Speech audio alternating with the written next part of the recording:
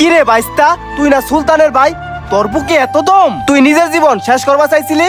ভাই, আপনি কোন ভাইয়ের কথা কইতাছেন? ও তো আমার সৎ ভাই। আমি আমেরিকা যামু, ওর কাছে টাকা পয়সা চাই, ও টাকা পয়সা দেয় না। অথচ বাপ মা মারা যাওয়ার পরে সব সম্পত্তি ও ভোগ করে খাইতাছে। ও আমার ভাই না, আমি রাগে কষ্টে আমার জীবনটা শেষ করে দিতে চাইতাছি। কি কস? তুই বিদেশ যাবি? বিদেশ যাও তো ভালো কথা, আর সুলতান যেহেতু টাকা দিবার চায় না, আচ্ছা আমার লয় চল, আমি ওর লয় কথা কমুনি। আপনি কথা বলে দিবেন? তাহলে চলেন, আমার আমেরিকা যাওয়ার খুব ইচ্ছা। চল বাইস্তা।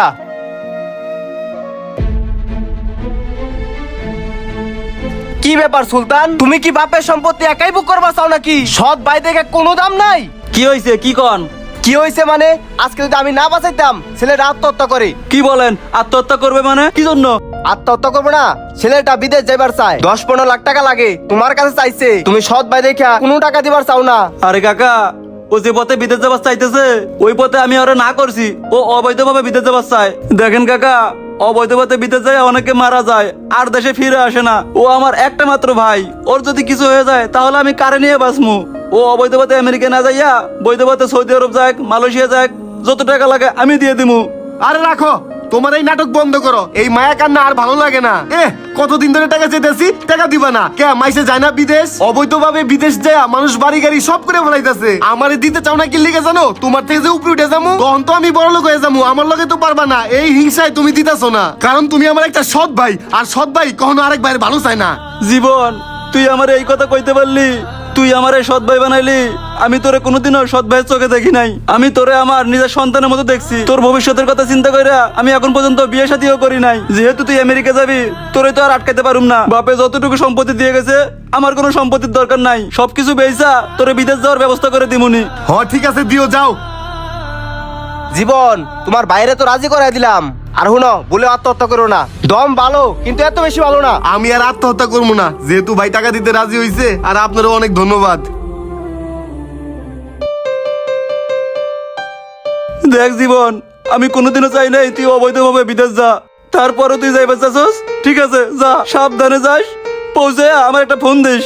জীবন, দেখছো তোমার ভাই কখনো তোমাকে সৎ ভাই হিসেবে দেখে নাই। তোমার বাপ মা মারা যাওয়ার পরে এই ভাই তোমার লাইলা পয়সা বড় করছে, আর আজকে তুমি বিদেশ যাইতেছো, ওর বাড়ি ঘর বেচা তোমার বিদেশ পাঠাইতেছে। শুনো, বিদেশ যায়া তোমার বাড়ি কিন্তু একটা কল দিবা। ঠিক আছে কাকা। ভাই, তুমি চিন্তা করো না, আমি পৌঁছায় তোমারে ফোন দিমু। কাকা, আমার লেগে দোয়া কইরেন। ওই তোরা আইসস, চালু করে গাড়ি তোট, একটু পরে গাড়ি টান দিব, বুঝছস? ঠিক আছে ভাই, এই সবাই তাহলে চলেন গাড়িতে উঠি। চালু ওঠ, চালু ওঠ।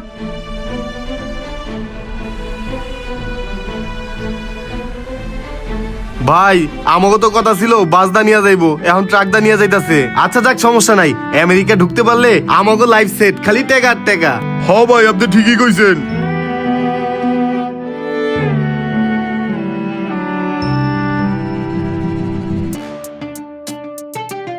ওই আয়সা পড়ছে, সবাই চল।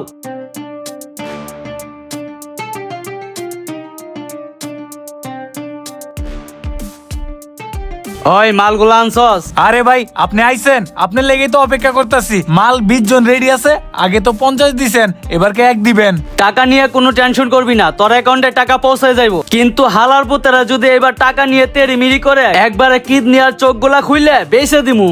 আচ্ছা ঠিক আছে ভাই, আপনি নৌকায় যান, আমি মালগুলা পাঠাইতাছি। ওই চল, ওই ওটা ওটা, ওই ভিতরে ঢোক ঢোক।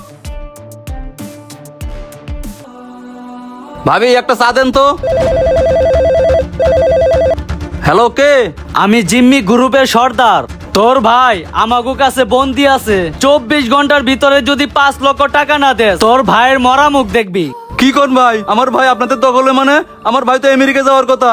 আহা, আমেরিকা?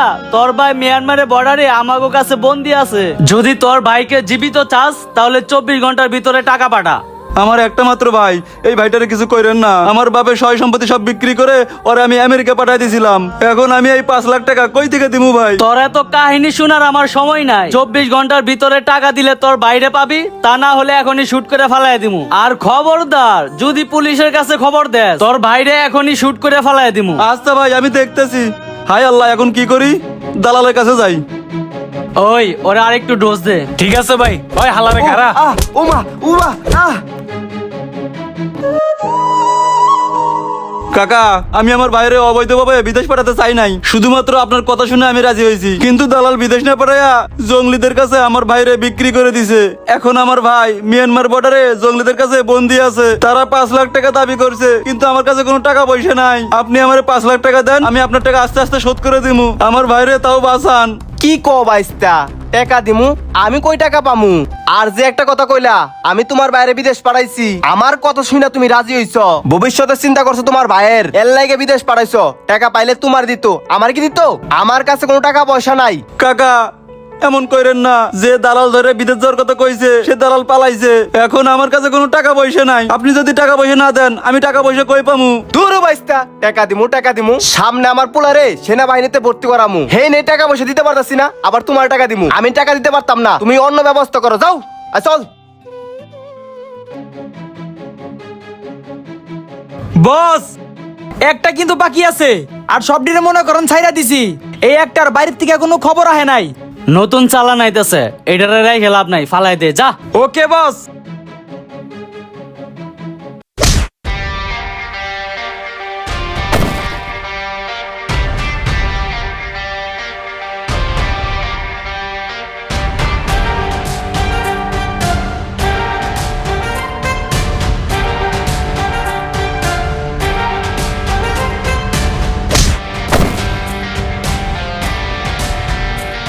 ওই আই তো,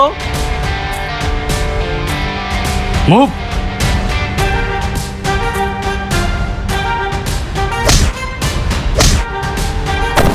আই হাই, সবগুলারা মাইরে ফালাই দিছে, এখন তো আমারই যাওয়া লাগবো।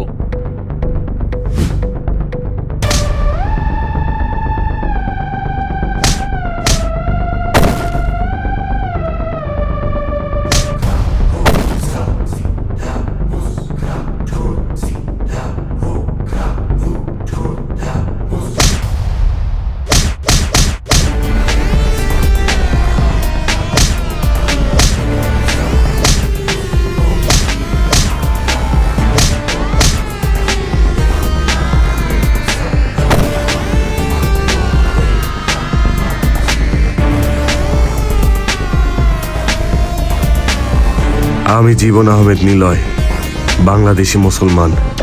কথাটা মনে রাখো।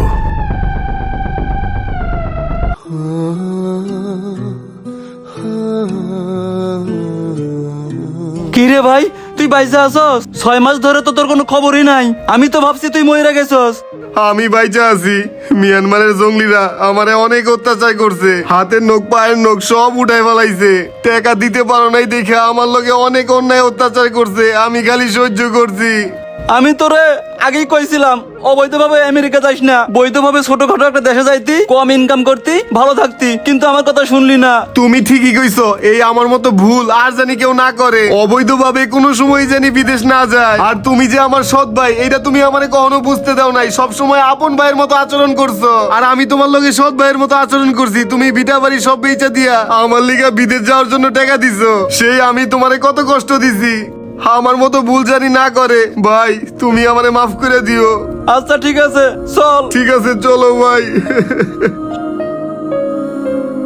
গাইজ, বিদেশ যাওয়ার প্রবণতা দিন দিন বেড়েই চলেছে। এর একটাই মাত্র কারণ উন্নত জীবন ব্যবস্থা। আমরা চিন্তা করি বিদেশে গিয়ে উন্নত রাষ্ট্রে গেলে আমাদের জীবনযাপন উন্নত হবে, কিন্তু এই উন্নত জীবনের আশায় অনেকে অবৈধভাবে বিদেশ যেতে গিয়ে নিজের জীবনটাই হারিয়ে ফেলেছে। তাই অবৈধভাবে বিদেশ যাওয়া বন্ধ করুন আর নিজের দেশেই ভালো কিছু করুন। আর গাইজ, আজকের ভিডিও কিন্তু এই পর্যন্তই। ভিডিওটা কে কোন জেলা থেকে দেখতেছেন সেটা কমেন্ট সেকশনে জানাই দিবেন। আর ভিডিও ভালো লাগলে অবশ্যই একটি শেয়ার করুন প্লিজ। Thank you.